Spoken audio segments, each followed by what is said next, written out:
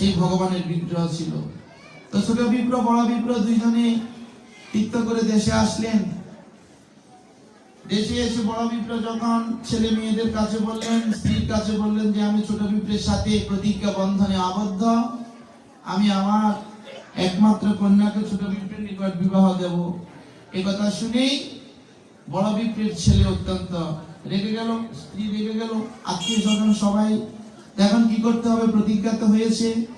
এখন সবাই বুদ্ধি পরামর্শ দিচ্ছে যে প্রতিজ্ঞা তো বৃন্দাবনে হয়েছে, এখানে তো কেউ সাক্ষী ছিল না, কেউ তো সাক্ষী দেবে না। তুমি একথা বলো যে আমি কি বলেছি না বলেছি, বয়সের ভারে আমার কিছু মনে নাই, তুমি একথা বলো, আর বাকিটা আমরা করব। তো ছেলে বলতেছে আমার পিতার নিকট অনেক টাকা পয়সা ছিল, এই ছোট বিপ্র ধুতরা খাওয়াই, ধুতরা ছিলেন, ধুতরা আছে এখন, এই ধুতরা খাওয়াইয়ে আমার পিতাকে পাগল করে আমার পিতার নিকট থেকে টাকা পয়সা নিয়ে গিয়েছে, একটা আবল তাবল কথা বলাই দিয়েছে ঠাকুরের সামনে। আপনারা এই দুষ্কৃতিকারীর বিচার করুন। ছোট বিপ্র কি করছেন? ছোট বিপ্র ভগবানের উপর আত্মসমর্পণ। ভগবান যে অসহায় তার একমাত্র সহায় হচ্ছে ভগবান। যার কেউ নাই তার কে আছে? যার কোনো বল নাই, দুর্বলের বল কে? ভগবান। যে জোর করে শক্তি দেখাতে পারে না তার একমাত্র অবলম্বন ভগবান। তো ছোট বিপ্র কি করলেন? বললেন কিছু করার নেই, তবে তিনি যে ভগবানের সম্মুখে প্রতিজ্ঞা করেছেন, সবাই পাত্তা দিচ্ছে না। ভগবানের সামনে প্রতিজ্ঞা, বিগ্রহের সামনে প্রতিজ্ঞা, মূর্তির সামনে প্রতিজ্ঞা করেছে, কি করেছে না করেছে এসব মিথ্যা, তিনি বিচারে পেলেন না। তারপরে বললেন আমি যদি ভগবানকে এখানে আনতে পারি, সবাই আশ্চর্য হয়ে গেল, কি কয় না কয়, অদ্ভুত কথাবার্তা। ভগবান আসবে বৃন্দাবন থেকে, বিগ্রহ আসবে, মূর্তি আসবে এখানে।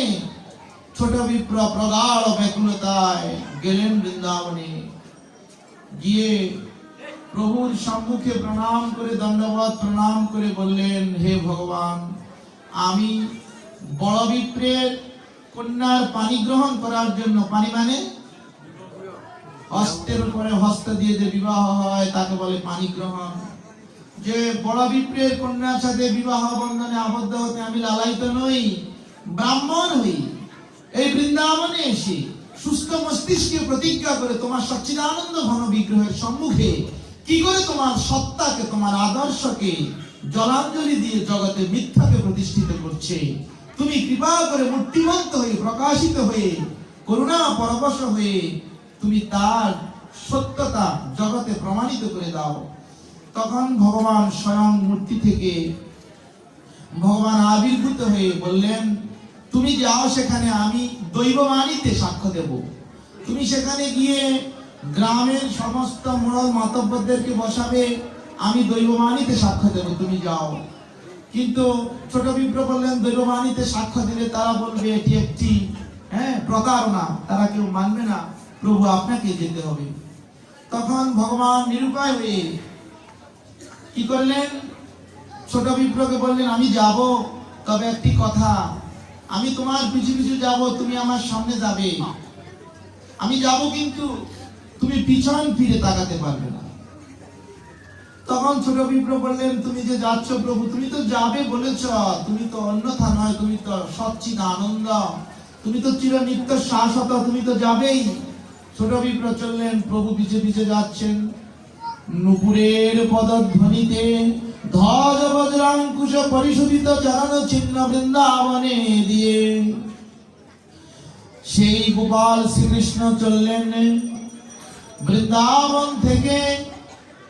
তিনি সেই বৃন্দাবনে কালীয় দমন যেখানে হয়েছিল সেই স্থান থেকে, মন্দির থেকে বহির্গত হয়ে বরহা পিরং নটবর বভু করণয় করণিকারং বিব্রত ভাস কনক কপি সংবৈ জয়ন্তীং সমালম রন্ধ্রানবেন রধর সুধয়া পুরয়ন গোপবৃন্দৈ বৃন্দারণ্য সপাদ রমণং প্রাবৃষদ গীত কীর্তি। প্রভু চললেন মৃদু মৃদু গতিতে, নুপুরের ধ্বনিতে আজ চারদিক মুখরিত।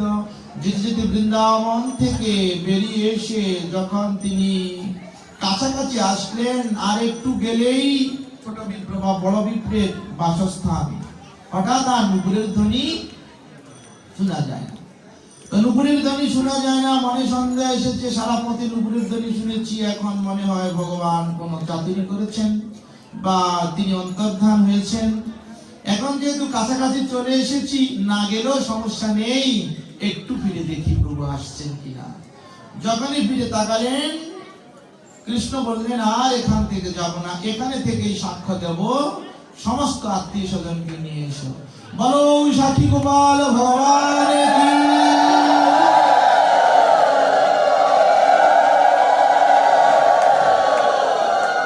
আপনারা এখানে অনেক ভক্ত আছেন, বলেন উড়িষ্যাতে গিয়ে কে কে সাক্ষী গোপাল দর্শন করেছেন? সাক্ষী গোপাল দর্শন কার কার হয়েছে? ভগবানের সাক্ষী গোপাল বিগ্রহ কার কার দর্শন হয়েছে?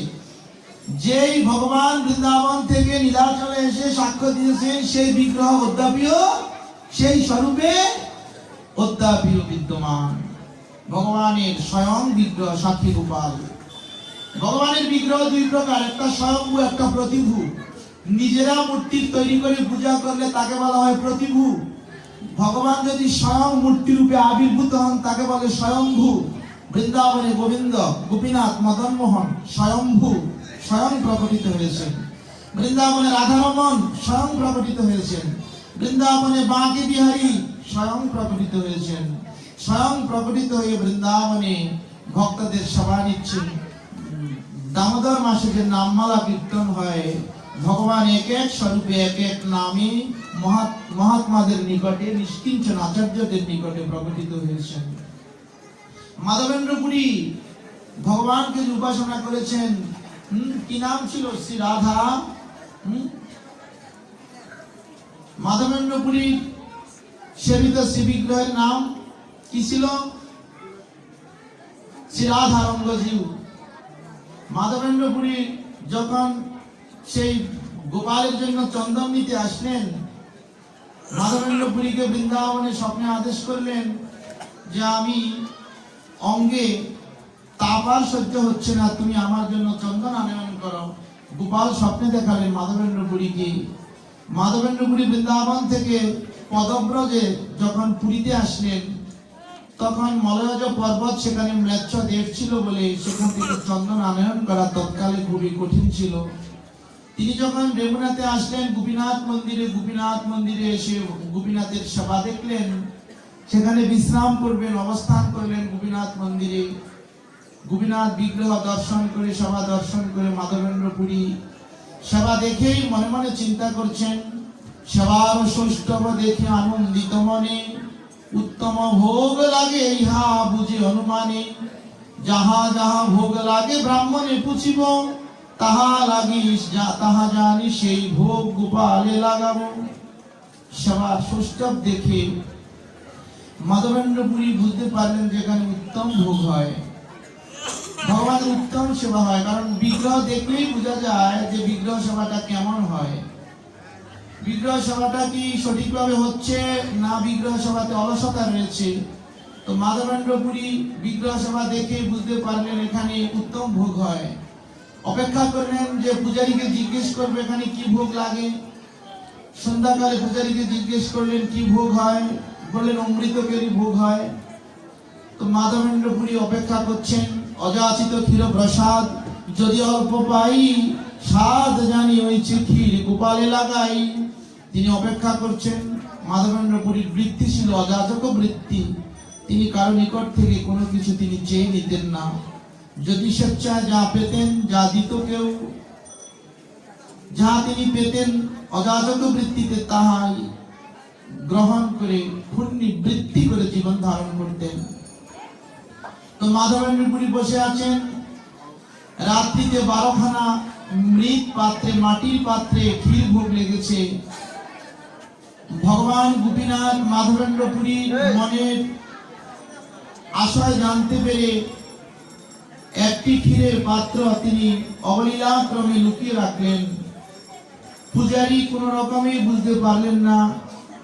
রাত্রিতে মাধবেন্দ্রপুরী যখন বসে বসে হরিনাম করছিলেন, ভগবান গোপীনাথ পূজারীকে স্বপ্নে দেখালেন যে সিংহাসনের নিচে একটি ক্ষীরের পাত্র সুরক্ষিত রয়েছে, এটি আমি সন্ন্যাসী মাধবেন্দ্র পুরীর জন্য রেখেছি, তুমি এই ক্ষীরের পাত্রটি নিয়ে মাধবেন্দ্র পুরীকে দিয়ে এসো। তখন পূজারী স্তম্ভিত হয়ে তিনি চিন্তা করলেন, প্রভু সারা জীবন তোমার সেবা করেছি, কই কোনোদিন তুমি দর্শন দাওনি। আজ কোন ভক্তের জন্য, কোন ভগবানের জন্য তুমি স্বয়ং ক্ষীর চুরি করে রেখেছ? পূজারী মন্দিরে প্রবেশ করে সেই ক্ষীরের পাত্র নিয়ে হাঁকিয়ে মস্তকে নিয়ে আজ চিৎকার করে বলছেন, কে সেই মাধবেন্দ্র পুরী, যার লাগি গোপীনাথ ক্ষীর করিল চুরি। মাধবেন্দ্র পুরী শ্রবণ করেই পালিয়ে যাচ্ছেন, প্রতিষ্ঠার ভয়ে বৈষ্ণব যায় পলাইয়া, বৈষ্ণব প্রতিষ্ঠা পাশে যায় গড়াইয়া। প্রতিষ্ঠার স্বভাব এই জগতে বিদিত, যে না চায় তার ভয় বিধাতা নির্মিত। মাধবেন্দ্র পুরী কে? মাধবেন্দ্র পুরী যার জন্য গোপীনাথ ক্ষীর চুরি করলেন। মাধবেন্দ্র পুরী আর নিজেকে লুকাতে পারলেন না, আপনা লুকাইতে প্রভু নানা যত্ন করে, তথাপি তাহার ভক্ত জানয়ে তাহারি। মাধবেন্দ্র পুরী তদ্রূপ ঠিক সেইভাবে ধরা পড়ে গেলেন। ভগবান গোপীনাথ মাধবেন্দ্র পুরীর জন্য স্বয়ং ক্ষীর চুরি করে রাখলেন। তাহলে প্রভু মূর্তি নয়, প্রভু স্বয়ং প্রকাশিত হয়ে ভক্তের জন্য চুরিও করেন। তার প্রমাণ মাধবেন্দ্র পুরীর জন্য গোপীনাথ ক্ষীর চুরি করলেন। বলে ও ক্ষীর চোরা গোপীনাথ কি, ক্ষীর চোরা গোপীনাথ কি, জয় জয় জয়। এবার আসুন কলিযুগে, এ তো হচ্ছে পূর্ব সময়ের কথা। কলিযুগে স্বয়ং মহাপ্রভু নিজের বিগ্রহ সেবা প্রবর্তন করলেন। নিতাই গৌর স্বয়ং সেবা প্রবর্তন করলেন কোথায়? সেই গৌরীদাস পণ্ডিতের বাড়িতে এসে বিগ্রহ করে রাখলেন। বললেন নিতাই গৌর আসলেন, নিতাই গৌর চলে যাবেন। হ্যাঁ, গৌরীদাস পণ্ডিত বললেন তোমাদেরকে যেতে দেব না। মহাপ্রভু বললেন আমরা চলে যাব, বিগ্রহ করে রাখো। তখন নিতাই গৌরকে দুইজনকে দাঁড় করিয়ে দুই নিতাই গৌর দাঁড় করালেন, তৈরি করলেন। এবার দুই গৌরে কথা বলে, দুই নিতাই কথা বলে। বললেন তুমি কোন দুই নিতাই, কোন গৌর রাখবে, কোন নিতাই রাখবে বলো। গৌরীদাস পণ্ডিত এক নিতাই রাখলেন, এক গৌর রাখলেন। আর দুইজন হেঁটে চলে যেতে লাগলেন। যখন কতদূর দূর গেলেন, এবার মন্দিরে যে দুইজন গিয়ে দাঁড়ালেন, তারা আর কথা বলেন না। গৌরীদাস পণ্ডিত বললেন আপনারা দাঁড়ান, আপনারা আসুন, এই দুইজনকে রাখবো না। তারপরে যখন ওই দুইজন আসলেন মন্দির থেকে, এই দুইজন আবার হাঁটতে শুরু করলেন। যেই দুইজন এসে মন্দিরে আবার প্রবেশ করলেন, তারা আবার মূর্তিমন্ত হয়ে গেল। গৌরীদাস পণ্ডিত নাড়া দিয়ে দেখলেন তারা কথা বলে না। আবার যেই দুইজন চলে যাচ্ছে বলে আপনারা দাঁড়ান, আপনারা আসেন, এই দুইজন কথা বলছে না। আবার এই দুইজন যখন আসলেন মন্দির থেকে, এই দুজন এবার আবার কথা বলতে শুরু করলেন, চলতে শুরু করলেন। এইভাবে অনেকক্ষণ নিতাই গৌরের এই দিব্য লীলা দেখে গৌরীদাস পণ্ডিত বললেন, প্রভু তোমার বিগ্রহ এবং তুমি স্বয়ং অভিন্ন। ঈশ্বরের শ্রীবিগ্রহ সচ্চিদানন্দাকার, ঈশ্বরের শ্রীবিগ্রহ সত্যগুণের অবিকার। শ্রীবিগ্রহ যেন মানে সেই তো পাষণ্ডী, অদৃশ্য স্পৃশ্য সে হয় জমদণ্ডী। এই জন্য মহাপ্রভুকে যারা মানেন তাদের কখনো নিরাকার উপাসনা অনুমোদিত নয়। কি করে উপাসনা নিরাকার করবেন? যদি নিরাকার উপাসনা করেন হরিনাম মুছে ফেলেন, হরিনামকে মুছে ফেলেন। নিরাকার উপাসনা করবেন, ভাগবত করতে পারবেন না। ভাগবত সাকার, এখানে অক্ষরগুলো স্বয়ং সাধু সাধু পদে পদে, প্রতিটি অক্ষর কামধেনুর মতো, প্রতিটি অক্ষর মন্ত্র স্বয়ং ভগবানের কৃপার প্রকাশ। নিরাকার মানলে ভাগবত সাকার, এখানে লেখা দেখা যায়, দেখা যায় না, পড়তে পারবেন না ভাগবত। নিরাকার যদি মানবেন হরিনাম দর্শন করতে পারবেন না, নিরাকার মানবেন। এই জন্য মহাপ্রভু বলেছেন শ্রীবিগ্রহ নাই মানে নিরাকার মানে, তারে তিরস্কার করিবারে প্রভু কইলেন নির্ধারণে। মহাপ্রভু তাকে তিরস্কৃত করলেন। কলিযুগে আমাদের thought is impossible without any means, একটি ভাবনা অসম্ভব প্রতিকৃতি ব্যতীত। কোন প্রতিকৃতি ব্যতীত একটি ভাবনা অসম্ভব। আপনি কাকে নিয়ে ভাববেন, কি ভাববেন? ভাবতে হলে আপনার ভাবনার বস্তুকে মানুষে আপনার দর্শন পটে, চিত্রপটে আনতে হবে। তখনই আপনার ভাবনা, আপনার ভক্তিটা গোবিন্দের চরণে পর্যবসিত হবে। এজন্য বিগ্রহ সভা প্রত্যেকের ঘরে চিত্রপট হলেও নিতাই গৌরের চিত্রপট সভা করতে হবে, রাধা গোবিন্দের চিত্রপট সভা করতে হবে। আবার নিতাই গৌর রাধা গোবিন্দের সাথে লক্ষ্মী, কালী, সরস্বতী, দুর্গা, বিপদনাশিনী, লোকনাথ বাবা, রাম ঠাকুর রাখা যাবে না। ভগবানের সাথে ভগবানের ভক্ত থাকতে পারে, থাকবে, বাইরে থাকবে। রাজার সাথে রাজার কর্মচারী একই সিংহাসনে বসতে পারে না। একলা ঈশ্বর কৃষ্ণ আর সব ভিত্ত, যারে জইছে নাচায় সে তৈছে করে নিত্য। ভগবানের আসনে কি গো মায়েরা, ভগবানে থাকবে, ভগবানের আসনে ভগবান থাকবে, রাধা গোবিন্দ থাকবে, নিতাই গৌর থাকবে, পঞ্চতত্ত্ব থাকবে, আর কেউ কোন দেবতা থাকতে, কোন দেবতা থাকতে পারবে না। গুরু গুরু গুরু থাকতে পারে ভগবানের আসনে। যদ্যপি আমার গুরু চৈতন্যের দাস, ভগবানের আসনে শ্রী গুরুদেবকেও রাখা যাবে না, গুরুদেবকেও ভিন্ন আসনে রাখতে হবে। ভগবানের আসনে শুধু ভগবান থাকবে। তুলসী পত্র কে পাবে? নিতাই গৌর পাবে, রাধা গোবিন্দ, নিতাই গৌর সীতানাথ তুলসী পাতা তিনজনে পাবে, রাধা গোবিন্দ পাবে, রাধারানী পাবে, গোবিন্দ পাবে, আর কে পাবে? জগন্নাথ পাবে, আর কে পাবে? বলদেব পাবে। সুভদ্রা মহারানী তুলসী পত্র পাবে না, আর কেউ তুলসী পত্র পাওয়ার অধিকারী নয়।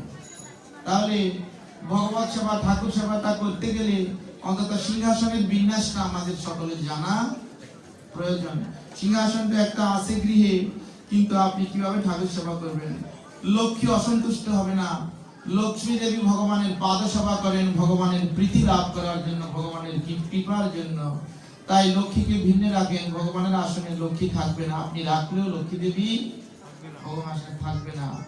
আর সেই লক্ষ্মী থাকবে যেই লক্ষ্মীর সাথে নারায়ণ রয়েছে। এই লক্ষ্মী যদি থাকে তাহলে তিনি বৈকুণ্ঠের কৃষ্ণ প্রেয়সী রূপে থাকবেন। আপনাকে সম্পদ দেওয়ার ওই লক্ষ্মী নয়, সম্পদ দেওয়ার লক্ষ্মী আর বৈকুণ্ঠের ঈশ্বরী লক্ষ্মী এক নয়। যে দুর্গা পূজা আমরা করি, এই দুর্গা আর ভগবান শিব শক্তির বৃত্তি, পরব্রহ্মের শিব শক্তির বৃত্তি, দুর্গা এক নয়। এই জন্য আমাদেরকে উপলব্ধি আমাদের থাকতে হবে।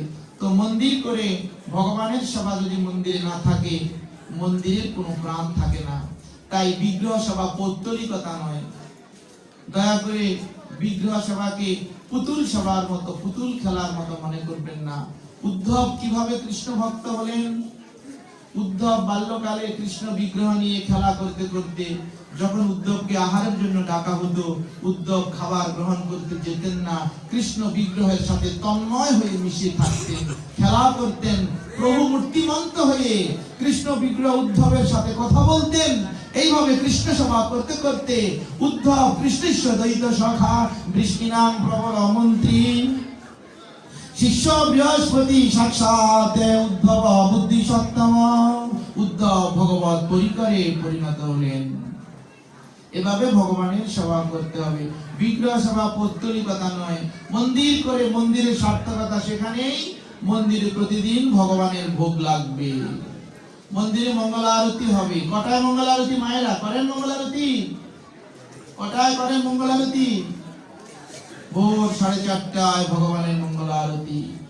4:30টায় উঠে এই শীতের মাঝে উঠতে চেষ্টা করুন। দেখবেন তপস্যা কাকে বলে, সাধনা কি? সাধনা যে আপনার জীবনকে পরিমার্জিত করবে, আপনাকে প্রকৃত মনুষ্যত্বের অবকাঠামোতে আপনাকে দাঁড় করাবে। আমাদের জন্ম যে শুধু সাধনার জন্য। এই জন্য বলেছে প্রথম প্রহর কৌশব কৌ জাগে, রাত্রি 9টা পর্যন্ত পোলা বুড়া সবাই জেগে থাকে। দোসরা প্রহর মে ভুগিরা 12টা পর্যন্ত জাগে। ওভার টাইম করতে হবে, নতুবা 10টা পর্যন্ত কাজ করেছে, 12টা পর্যন্ত তারা রাত কাটাবে, বসে থাকবে, টেলিভিশন দেখবে, ফেসবুক দেখবে। दूसरा पहर में भुगी, तेसरा पहर में तस्कर जागे। 12টা থেকে 3টা পর্যন্ত চোর জাগে। কে? চুরি করার উপযুক্ত সময় কটা? 12টা থেকে 3টা। तेसरा प्रहर में तस्कर जागे, चौथा प्रहर में जोगी। 3টা থেকে 6টা পর্যন্ত কে জাগে? ভক্তেরা জাগে। কেন জাগে? ওরে জীব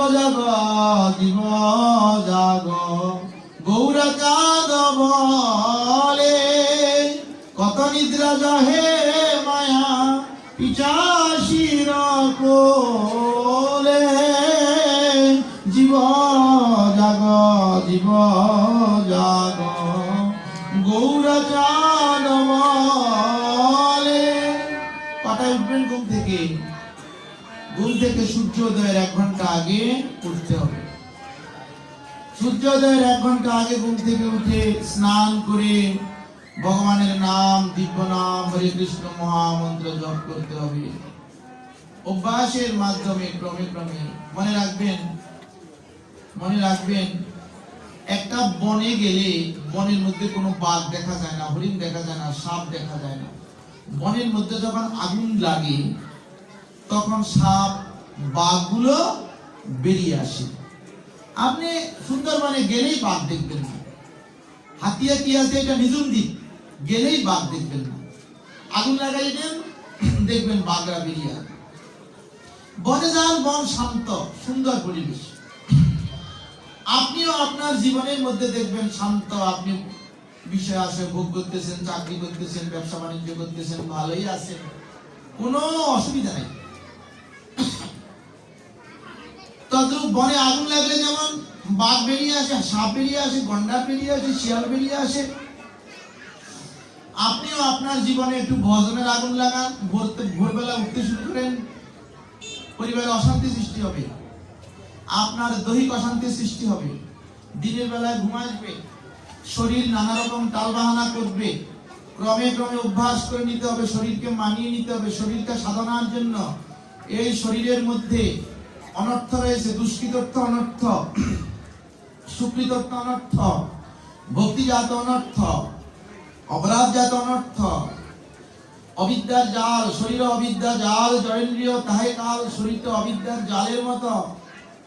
জালের মধ্যে যেমন অসংখ্য গ্রন্থি থাকে, ঘিরে থাকে, তদ্রূপ আমাদের অনন্ত অনন্ত অনন্ত বাসনা, লক্ষ শূন্য লক্ষ বাসনা ছুটেছে গভীর আধারে।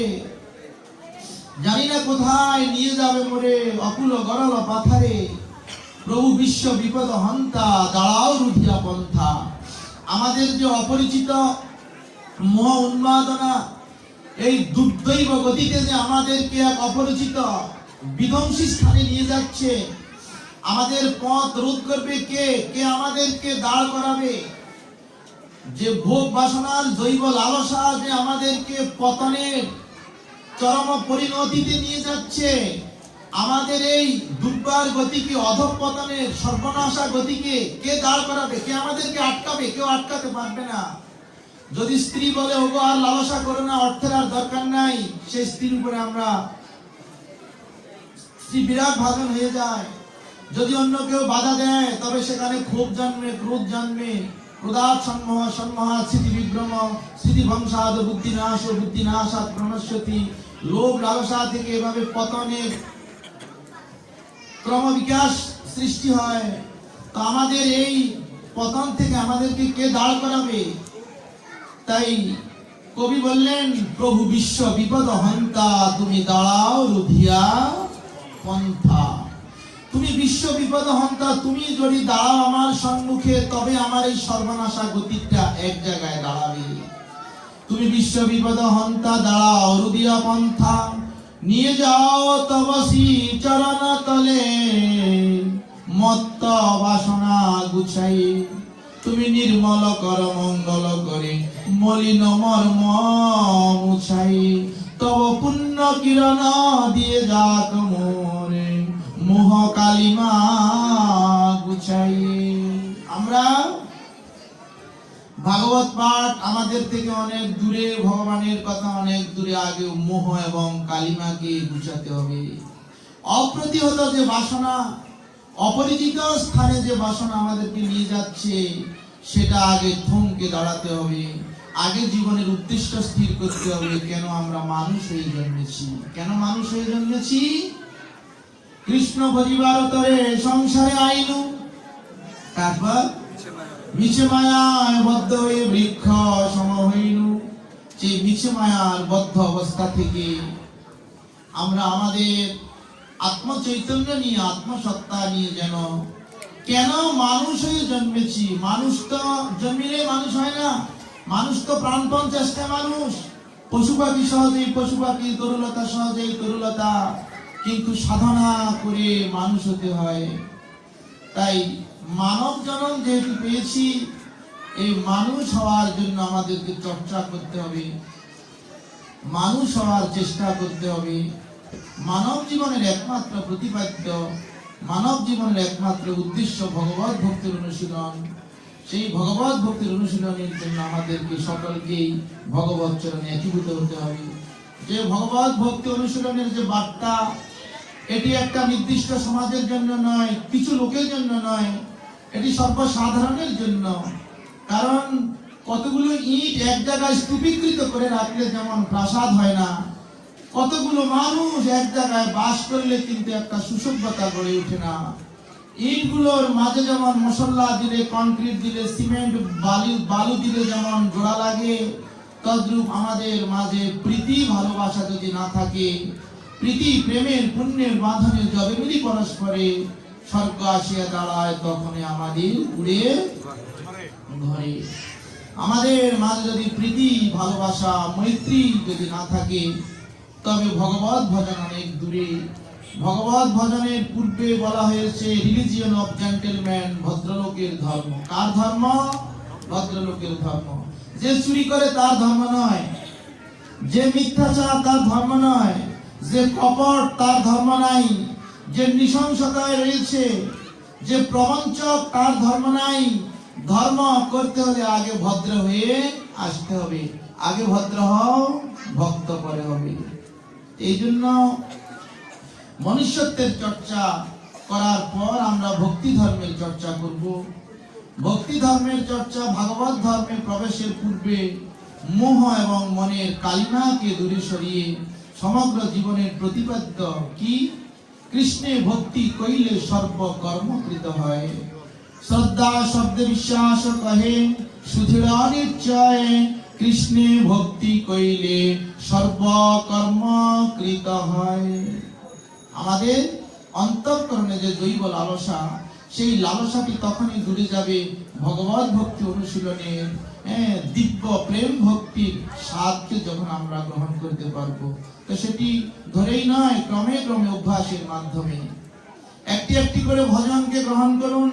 দেখবেন যে বনের মধ্যে আগুন লাগলে যেমন হিংস্র প্রাণীরা বেরিয়ে আসে, আমাদের মধ্যে লুকিয়ে থাকা হিংস্র মানসিকতা, হিংস্র প্রবৃত্তিগুলো এসে আমাদেরকে যন্ত্রণা দেবে। কিন্তু আপনি সয়ে থাকতে হবে। একটা একটা করে শুরু করুন, একাদশী ব্রত পালন করুন। দেখবেন যে খুবই ক্ষুধা লাগবে, খুবই যন্ত্রণা বোধ হবে, খুবই আপনাকে আপনার মাঝে একটা জ্বালা যন্ত্রণা সৃষ্টি হবে, কিন্তু এটাকে সয়ে নিতে হবে। হরিনাম করতে শুরু করুন, দেখবেন যে আপনার মধ্যে একটা জড়তা কাজ করতেছে। জপমালাটাকে একবার পাঞ্জাবির নিচে লুকাবে, একবার গায়ে সাদরের নিচে লুকাবে। তিলক দিলে কাউকে দেখলে আসতেছে কেউ, আমরা লজ্জায় মুছে ফেলি। গলার মধ্যে মালা দিলাম, তুলসী মালা, এটারে এইভাবে বোতামটারে ভালো করে একবার খিস করে লাগাই যাতে কেউ না দেখে। এগুলো করবেন না। এগুলো করলে জড়তা আপনাকে গলা টিপে ধরবে। দাদা কোথায় থাকেন? বলে আমি তো থাকি আমি থাকি ছায়ানীল কুঞ্জে। তো সেখানে কয়তলায় থাকেন? 10 তলায়। তো সেখানে ঠাকুর সেবা চলে। বলে না, ঘন্টা বাজানো নিষেধ সেখানে। কেন ঘন্টা বাজানো নিষেধ? যে বাবুরাও আমাদের সাথে থাকে, বাবুদের ঘুম ভেঙে যাবে, তাই আমরা ঘন্টা বাজানো নিষেধ। দেখুন, ঘন্টা বাজানো নিষেধ, কাঁসা বাজানো তো দূরের কথা, উলুধ্বনি তো দেওয়া যাবেই না। এইসব করতে করতে করতে তাহলে আপনার কালচার কি? আপনি যে হিন্দু, আপনি যে সনাতনী, আপনি যে ভজন করতে হবে, আপনার যে প্রতিদিনের একটা সাধনা আছে। মুসলমানরা কয়বার যায় মসজিদে? 5 বার। কয়বার? 5 বার। 5 বার তারা কোলাকুলি করে, 5 বার তারা কি সৃষ্টিকর্তাকে সেজদা দেয়। আমরা বলি প্রণাম। তো আমরা আসি মন্দিরে। এখানে যদি আপনি মাসে একবার আসেন, 6 মাসে একবার আসেন, 15 দিনে একবার আসেন, এখানে যদি প্রতি সপ্তাহে হরিসভা হয়, সমাবেত উপাসনা, পাঠ তো করে যাচ্ছি 1.5 ঘন্টা 2 ঘন্টা, উচিত ছিল সবাইকে বসাইয়ে এক মালা জপ করানো, হরে কৃষ্ণ মহামন্ত্র। এটা হচ্ছে আপনার ভজন। পাঠ শুনতে এসে আপনি 108 বার হরিনাম করে গেলেন, এখানে সময় করলেন, অনেক শ্রোতা চলে যাবে, ওমা হরিনাম তো বাড়িতে করতে পারে, পাঠককর্তা এখানে আসি হরিনাম নি করাইতে হয়েছে আমার, এই টাকা দিয়ে পাঠককর্তারে আনছে হরিনাম করাইতে নয়। আমাদের চিন্তা চেতনাকে পরিবর্তন করতে হবে। এখানে এসেছি চিত্তশুদ্ধির জন্য, এখানে এসেছি সাধনার জন্য, এখানে এসেছি উপাসনার জন্য, কিন্তু উপাসনা কই? কীর্তনীয়রা 10 জনে কীর্তন করে আর কীর্তন করে আর সবাই ঝিমাইতে আছে, কেউ পান খায়, কেউ ঝিমায়, পাঠককর্তা পাঠ করে, কেউ ফেসবুক চাইতেছে, মোবাইলে কথা কইতেছে। এই তো ধর্ম নয়। ধর্ম করতে এসেছি সর্বাত্ম স্নপনং পরং বিজয়তে শ্রীকৃষ্ণ সংকীর্তনং। আমি আমার শরীরটাকে তো জলে স্নান করাইছি সকালবেলায়, আত্মাকে স্নান করাতে এসেছি এখানে। সর্বাত্ম স্নপনং পরং বিজয়তে শ্রীকৃষ্ণ সংকীর্তনং। আমি আমার আত্মাকে যেন স্নান করাই নিতে পারি। তো ক্রমে ক্রমে ভক্তি ধর্ম থেকে, নিজের ধর্মের কালচার থেকে আমরা দূরে সরে যাব যদি আমাদের মধ্যে জড়তা থাকে। ধুতি পরতে লজ্জা করবেন না। আপনি হিন্দু তো? আগেকার দিনে মাস্টার মশাইরা ধুতি পরতো, তারা যুদ্ধের সময়ও ধুতি পরা বন্ধ করে নাই, পাঞ্জাবিরা গুলি করে মেরে দিয়েছে, কিন্তু ধুতি পরা বন্ধ করে নাই। এখন আমাদের মা বাবা মরলে আমরা ধুতি পরি, কেমনে পরি? লম্বা করে। কেমনে? লুঙ্গির মতো। যদি আপনি ডাকে বলেন যে দাদা আপনার ধুতি পরা হয় নাই, তখন আপনাকে অপমান করে দেবে। ধুতি পরতে হবে কিভাবে? কিভাবে? মুজ দিয়ে ধুতি পরতে। লম্বা করে বললে ধুতি হবে, লুঙ্গি হবে। এই জন্য আপনি আমাদের বৈদিক ধর্মের আচার, সনাতন ধর্মের আচার, ক্রমে ক্রমে আপনার স্বধর্মের আচারকে আপনি বাদ দিতে দিতে জড়তা আপনার মধ্যে এমন ভাবে এসে প্রবেশ করবে, এক সময় আপনি কোনো আচার, কোনো একটা ভক্তির কোনো অঙ্গকে যখন গ্রহণ করবেন, লজ্জায় আপনার গাত্র জ্বালা সৃষ্টি হয়ে যাবে। সবাই সাহস নাই মস্তক মুন্ডন করে শিখা রেখে, শিখাকে রাখবে। আমাদের দেশে কয় বইরে গেলে না শিখা রাখবে। ও মাতি বৈষ্ণব সত্যি করে শিখা রাখছে। তো বাবা মা মরলে ঠাকুর কর্তা শ্রাদ্ধ করাইতে বসাইয়া কয় কোন ব্রহ্মবাণী সহস্রানী শিববাণী শতানি বিষ্ণু নাম সহস্র শিখা বন্দনা করাইব। শিখা তো নাই, মাথা তো বেল ঘুরি ফেলাইছে। তো গুরুইতে তাই গুরুইতে এমনি এমনি টানে নাই, তো তাইলে লাভ নেই। খাইতে হইব, লম্বা করে খাইতে হইব যাতে ঘিরে দেওয়া যায়। কারণ মন্ত্রে আছে ব্রহ্মবাণী সহস্রানী শিববাণী শতানি চ বিষ্ণু নাম সহস্রেন শিখা বন্ধন করাই মহম। আমি শিখা বন্ধন করেছি, নাই তো আপনি মানবেন কি? পুরোহিতের তো নাই। হ্যাঁ, পুরোহিতের নিত্রে তো শিখা নাই, তো যজমানে কি করতে রাখবো? আর ওই যিনি নরসুন্দর, তিনি চুল কাটার সময় আমাদের প্রথা নাই, তিনি একেবারে কেটে দিয়েছেন। আর কদ্দুর অল্প কদ্দুর রাখে। কেন? কেন নিজের স্বধর্মকে কপটের মতো, ভ্রষ্টাচারীর মতো গোপন লুকাচ্ছেন কেন? শিশু যখন জন্মগ্রহণ করবে, প্রথমে যেদিন মস্তক মুন্ডন করাবেন, সেদিনে তাকে ছোট বাচ্চা বাসুর পা দিলে যতটুকু অংশ হয়, জায়গা হয়, এই জায়গাটা শিখে রাখবেন আপনি হিন্দু। নিজের পরিচয় যে দেয় না আছে কপট, পিতার পরিচয় যে না দেয় তার জন্ম পরিচয় সন্দেহ। কেন পরিচয় দেবেন না? কই আমাদেরকে তো বলে না কেউ।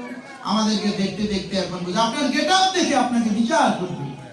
আপনি তো অপদার্থ নয়, অশিক্ষিত নয়, অমার্জিত নয়। আপনাকে দেখে বিচার করবে, লোকটা শিক্ষিত মার্জিত, এই লোকটার যে পিছনে একটু চুল, কয় কি চুল দিয়ে উপরে বাইরে পিছনে একটু রয়ে গেছে, এটা কি টাকার অভাবে কাটাইতে পারেন নাই? হ্যাঁ রে ভাই, তুই যা কাস।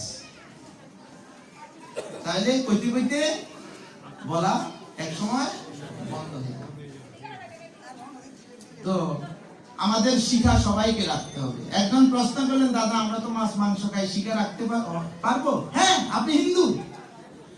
ডক্টর মোহাম্মদ শহীদুল্লাহ বলছেন হিন্দু সিরিবে তিলক মালা টিকিতে, হিন্দু সিরিবে তিলক মালা টিকিতে, টিকি আর তিলক আর মালা আসেনি আমাদের তিলক মালা। এই জন্য দেখুন, ভক্তি ধর্মের অনুশীলন অনেক দূর। আগে আমরা স্বধর্মের চর্চা করি, সধর্মের চর্চা ক্রমে ক্রমে করতে করতে আপনার মধ্যে ধর্মটা এসে আশ্রয় গ্রহণ করবে, আপনার জীবনটা মহিমায় মহিমান্বিত হয়ে দেখবেন যে আপনি চার দেয়ালের বন্ধনে আবদ্ধ। একটি সাধারণ জীবন নয়, আপনার জীবনটা simple living and high thinking. আপনার অনুভূতির নেটওয়ার্ক থাকবে বিশ্বব্যাপী, সমগ্র ভগবত জগৎ ব্যাপী ভগবানের কৃপা থাকবে। আলোর সম্মুখে আসলে যেমন আমরা আলোকিত হই, আলোর পিছনে গেলে যেমন জীবনটা অন্ধকারাচ্ছন্ন হয়ে যায়, তাই সকলে আলোর সামনে আসি। এই তো কহিল সম্বন্ধ তত্ত্বের বিচারে, বেদ শাস্ত্র উপদেশে কৃষ্ণ এক সারে। তাই সম্বন্ধ করব কার সাথে? ভগবানের সাথে। শত্রুতা করব কার সাথে? পুতনা করেছেন ভগবানের সাথে, কংস করেছেন ভগবানের সাথে, শিশুপাল করেছেন ভগবানের সাথে, রাবণ করেছেন ভগবানের সাথে। কতক্ষণ রাবণ রামের সাথে যুদ্ধ করেছিলেন? যতক্ষণ পর্যন্ত রামের কথা মনে আছে ততক্ষণ রাম কিন্তু রাবণকে মারতে পারে নাই। যখন বিস্তৃত হয়ে রাম রাম রাম রাম জপটা বন্ধ হয়ে গেছে তখনই কিন্তু রাবণ নিহত হয়। কংস তো বারবার মৃত্যুকে আলিঙ্গন করেছে। কৃষ্ণ চিন্তা করিতে করিতে করিতে করিতে, মনে রাখবেন, রাবণ নরকে যায় নাই, কংস নরকে যায় নাই, শিশুপালও যায় নাই, পুতনাও যায় নাই, অগাসুর বকাসুর তৃণবর্তাসুর ধেনুকাসুর কেউ যায় নাই, কালিয়নাথ তার সেও নরকে যায় নাই। তারা সকলেই ব্রহ্ম সাযুজ্য মুক্তি নিয়ে চলে গিয়েছেন।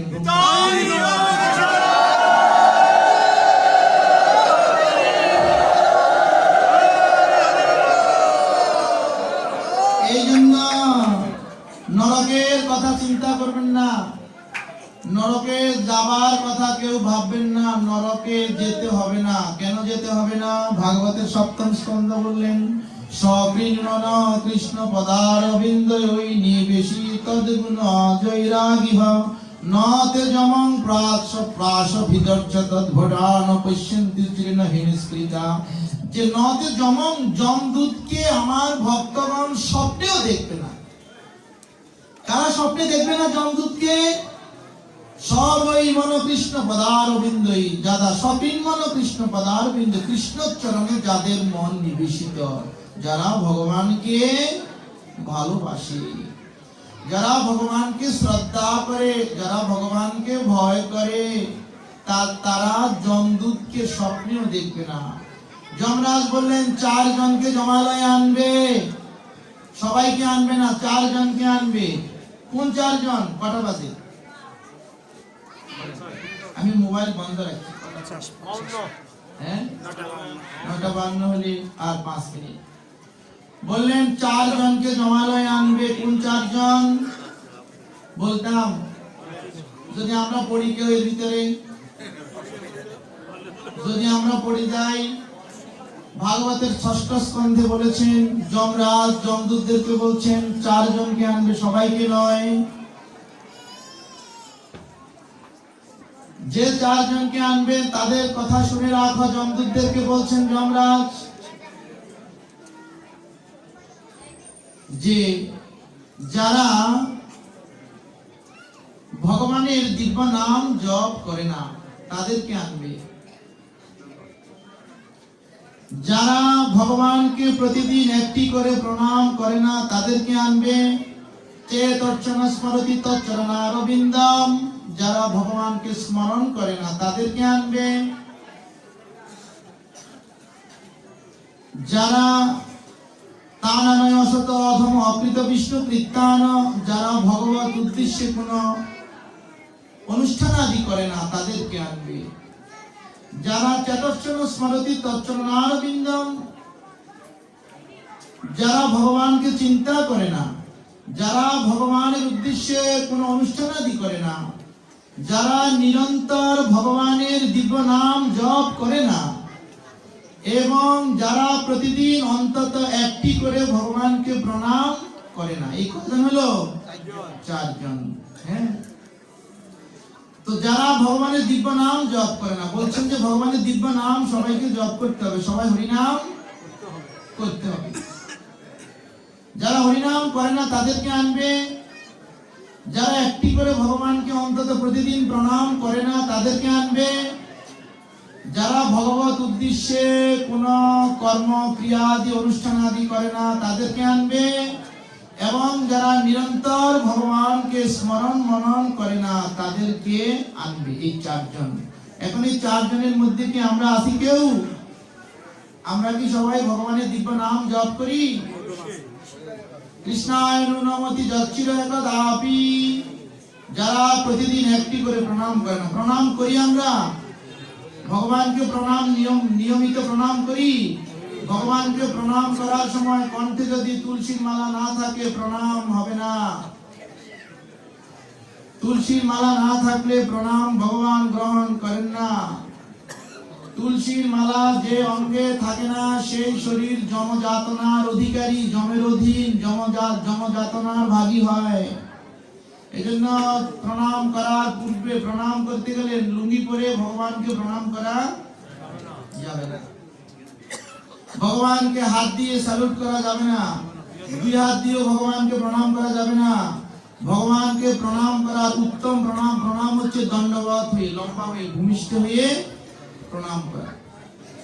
আর যদি আপনি ষষ্ঠাঙ্গে করতে হয়, ছয়ঙ্গে করতে হয়, মস্তক, জানুদয় এবং হস্তদয় ভূমিতে সংলগ্ন করে ভগবানকে প্রণাম করতে পারেন, এটাও চলে।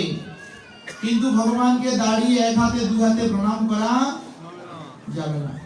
তো এভাবে প্রণাম করতে হয়। এবং ভগবত উদ্দেশ্যে উৎসবাদি, জন্মাষ্টমী, নৃসিংহ চতুর্দশী, মহাপ্রভুর আবির্ভাব তিথি, গৌর পূর্ণিমা, অদ্বৈত সপ্তমী, নিত্যানন্দ ত্রয়োদশী, এই তিথিগুলো আমরা সকলেই পালন করা কর্তব্য। এই তিথিগুলো পালন করতে হবে, এই তিথিগুলোতে উৎসব করতে হবে, সকলকে নিয়ে অনুষ্ঠান করতে হবে। প্রতিনিয়ত ভগবানের কথা স্মরণ মনন করার জন্য আমাদেরকে ভক্তি গ্রন্থ অধ্যয়ন করতে হবে। আমাদের সকলের ঘরে কি চৈতন্য ভাগবত আছে? আছে চৈতন্য ভাগবত? কার কার ঘরে আছে একটু হাত তুলে দেখান। চৈতন্য ভাগবত কার কার? কিছু মনে করবেন না প্লিজ, আপনারা মনে করবেন না যে আপনি আমাদেরকে হাত তোলাচ্ছেন। হাত নামান। চৈতন্য ভাগবত যার ঘরে নাই সে মহাপ্রভুকে জানবে না। এটা চৈতন্য ভাগবতের দাম কত? না, এই চৈতন্য ভাগবত কিনে আপনি কিছুই বুঝবেন না।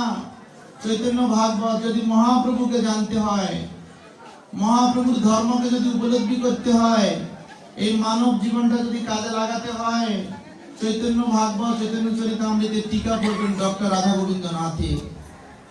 কার টিকা? ডক্টর রাধা গোবিন্দ নাথের টিকা। এই কলকাতা থেকে, সাধনা প্রকাশনী থেকে এই গ্রন্থ বাংলাদেশে এখন প্রচুর পরিমাণে আসে। এক সেট চৈতন্য ভাগবত 5,000 কত 5,500 টাকার মতো। এক সেট চৈতন্য ভাগবতে আপনার 6 খণ্ড হবে। চৈতন্য ভাগবত তো বৃন্দাবন দাস ঠাকুর লিখেছেন। চৈতন্য ভাগবতের মূল পয়ারের কোনো পরিবর্তন নাই। এগুলো মধ্যযুগীয় বাংলা, আপনি বুঝবেন না, কঠিন শব্দগুলো বুঝবেন না। তাই একজন উন্নত, দক্ষ, ভগবত কৃপা প্রাপ্ত আচার্যের টিকা ব্যতীত বোঝা সম্ভব নয়। এই জন্য ডক্টর রাধা গোবিন্দ নাথের টিকার উপরে আর কারো টিকা এই বৈষ্ণব জগতে, বাংলা টিকা চৈতন্য ভাগবত, চৈতন্য চরিতামৃতে আর উন্নত টিকা কারো কার নাই। তাহলে সকালে রাধা গোবিন্দ নাথের এক সেট চৈতন্য ভাগবত কিনে অধ্যয়ন করবেন মহাপ্রভুকে জানার জন্য। তারপরে শ্রীমদ ভাগবত আপনারা খন্ড খন্ড করে কিনেন। সুবোধের ভাগবত কিনবেন। সুবোধের ভাগবত কিনে কিছু উপলব্ধি হবে না। ভাগবত কিনতে হলে ভাগবত মূল শ্লোকের ভাগবত কিনবেন। কত শ্লোক ভাগবতে? 18,000 শ্লোক। আপনি এক খন্ড করে কিনেন, এক স্কন্ধ, প্রথম স্কন্ধ, দ্বিতীয় স্কন্ধ করে কিনেন। আস্তে আস্তে অধ্যয়ন করেন। জীবনটা অপূর্ণ থাকবে ভাগবত অধ্যয়ন না করলে, চৈতন্য ভাগবত অধ্যয়ন না করলে। জীবনটা অমাবস্যার চাঁদের মতো অন্ধকার থেকে যাবে। এই জীবনটা থেকে যাবে পরিপূর্ণ ব্যর্থতা। তাই পাঠ করে বোঝানো সম্ভব নয়। বোঝানো সম্ভব শুধুমাত্র প্রতিদিন শাস্ত্র অধ্যয়ন করতে হবে। করোনা ভাইরাসের কারণে স্কুল কয় মাস বন্ধ? 1 বছর। পোলাপানের লেখাপড়া আসেনি, ছেলে মেয়েরা লেখাপড়া করেনি। 1 বছরে ছেলে মেয়েদের জীবন শেষ। আর বছরের পর বছর আমরা হরি কথা না শুনে, ভগবত ভজন না করে আমাদের অবস্থা আরো। তাই সকালে হরি ভজন করুন, হরি নাম করুন। জয় শ্রীকৃষ্ণ চৈতন্য প্রভু নিত্যানন্দ শ্রী অদ্বৈত গদাধর শিবাসাদি গুণ ভক্ত বৃন্দ। হরে কৃষ্ণ কৃষ্ণ কৃষ্ণ হরে হরে, হরে রাম রাম রাম হরে হরে। জয় জয় নিতাই গৌর সীতানাথ হরে হরে হরে হরে।